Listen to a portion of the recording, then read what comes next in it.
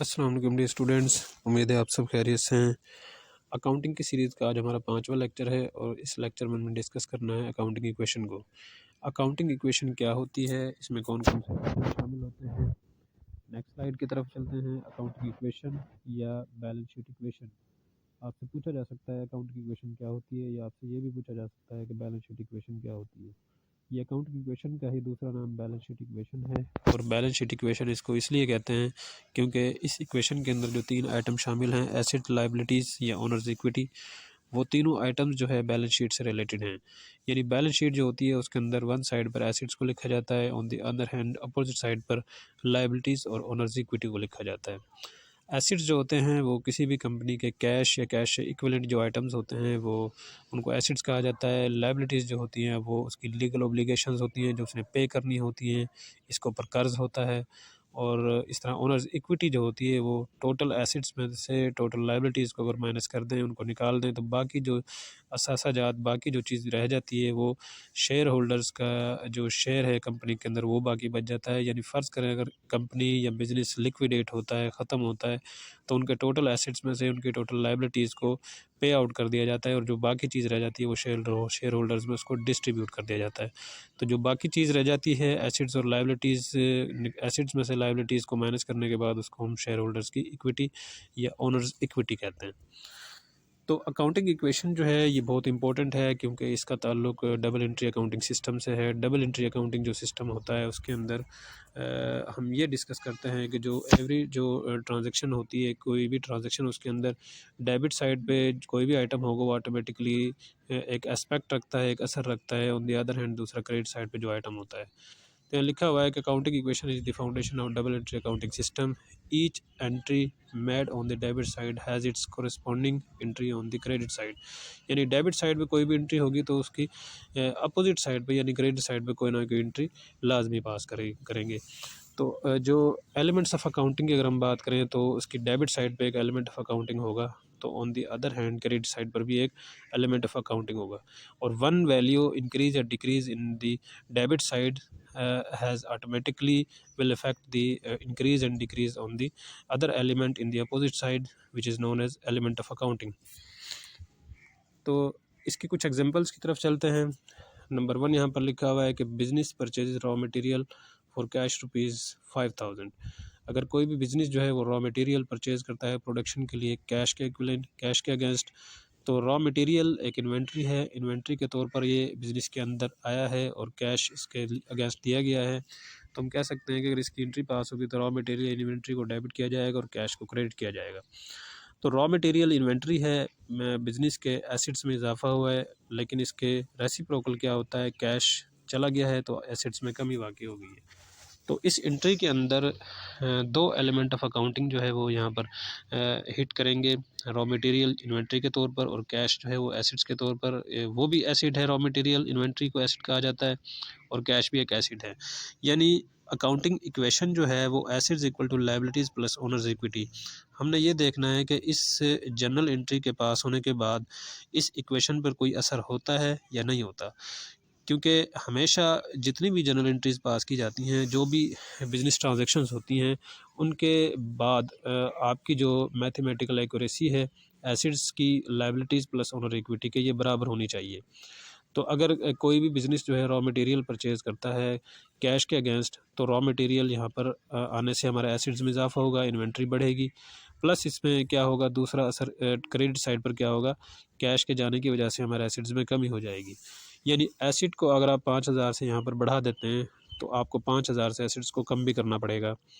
तो जो accounting equation की वैल्यू थी पहले, एसिड्स बराबर है लायबिलिटीज़ प्लस ओनर्स इक्विटी, तो ये इक्वेशन पर किसी किस्म का कोई असर नहीं होगा एक जनरल एंट्री पास करने से। यानी एसिड्स बढ़े भी हैं 5000 से और एसिड कम भी हुए हैं 5000 से, तो इसका मतलब ये हुआ कि अकाउंटिंग इक्वेशन हमारी अभी भी टैली कर रही है।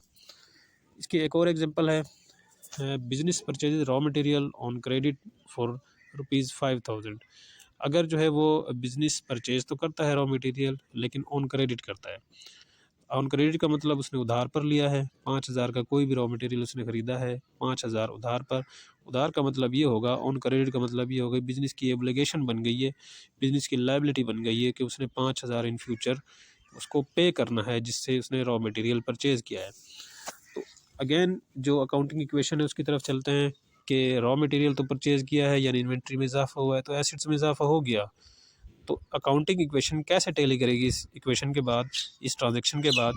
वो इस तरह होगी कि जब आपके 5,000 से आपके एसेट्स में इजाफा हो गया है लेकिन इसके रेसिप्रोकल 5,000 आपकी लायबिलिटी भी बढ़ गई है।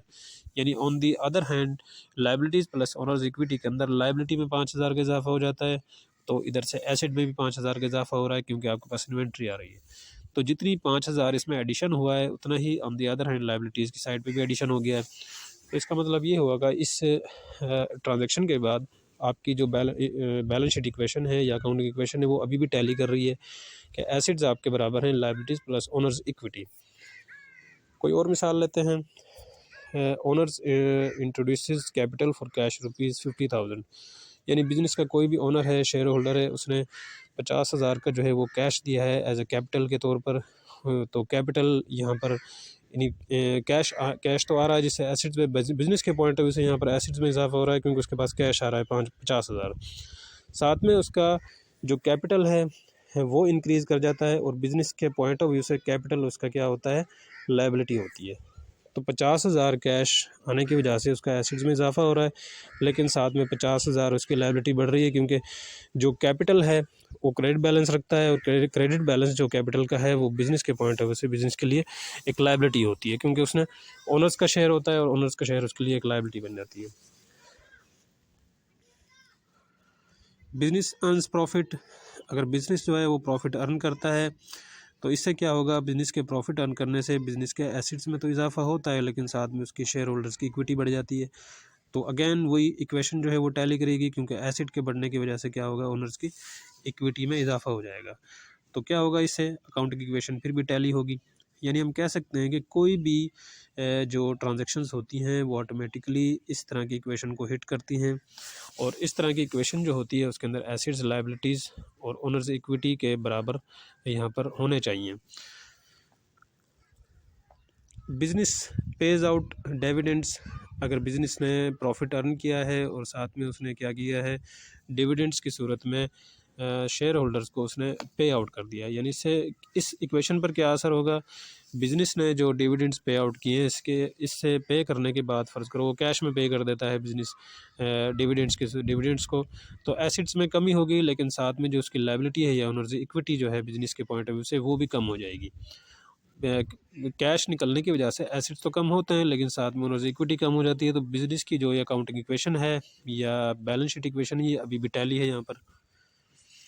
तो इन तमाम एग्जांपल से हमने ये सीखा है कि जो अकाउंटिंग इक्वेशन है या बैलेंस शीट इक्वेशन है वो जितनी भी ट्रांजैक्शन यहाँ पर की जाएंगी उससे इस इक्वेशन पर जो असर होगा कि यहाँ पर अगर एसेट्स बढ़ते हैं तो automatically on the other hand liabilities भी बढ़ेंगी या ओनर्स इक्विटी में इजाफा होगा। तो अकाउंटिंग इक्वेशन या बैलेंस शीट इक्वेशन यहाँ पर टैली रहती है।